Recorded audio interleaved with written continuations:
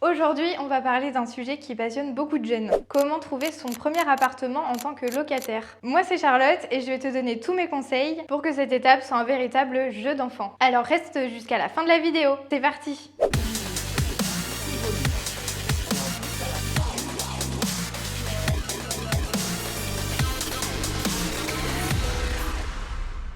Tu es étudiant et tu souhaites rentrer dans la vie active et prendre ton indépendance?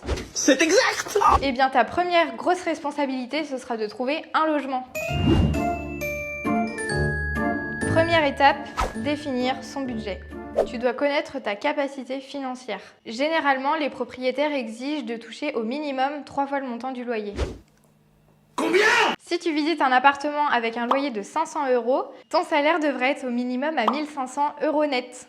Évidemment, si tu es étudiant, c'est quasiment impossible de toucher autant. Dans ce cas, il te faut des garants qui peuvent te couvrir financièrement. Je te conseille aussi de budgétiser grossièrement le reste des autres dépenses, comme par exemple l'eau, l'électricité ou bien l'assurance du logement, mais aussi les dépenses quotidiennes, comme par exemple les courses, le transport et Internet, etc. Deuxième étape, définir ses critères.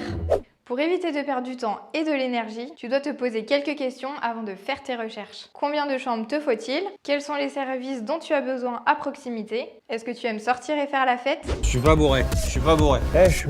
Ou bien tu préfères le confort? En répondant à ces questions, tu auras une idée claire de ce que tu recherches. Mais je préfère te prévenir, depuis quelques temps dans le nord de Sèvres, le marché de la location est assez tendu. Il ne faut pas être trop exigeant. Donc évite d'avoir une liste de critères longue comme le bras. Troisième étape, faire des recherches en ligne et consulter des agences immobilières.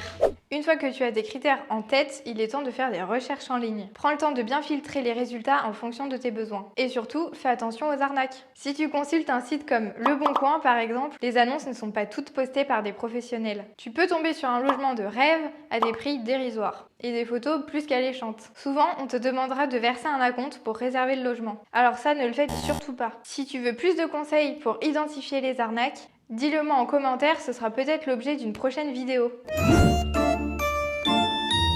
Étape 4. Visiter les logements. Une fois que tu as trouvé quelques appartements intéressants, il est temps de les visiter. Lors des visites, il y a plusieurs bonnes questions à poser. Est-ce que les charges sont comprises dans le loyer? Quelle est la durée du bail? Et y a-t-il des travaux de prévus dans l'immeuble? Non. Plus tu seras informé et mieux tu pourras prendre une décision éclairée. Étape 5, les aides au logement. Il existe plusieurs aides qui t'aideront à subvenir à tes besoins. Tu dois donc faire tes démarches auprès de la CAF pour pouvoir prétendre aux APL ou bien à la prime d'activité. Et enfin, conclusion.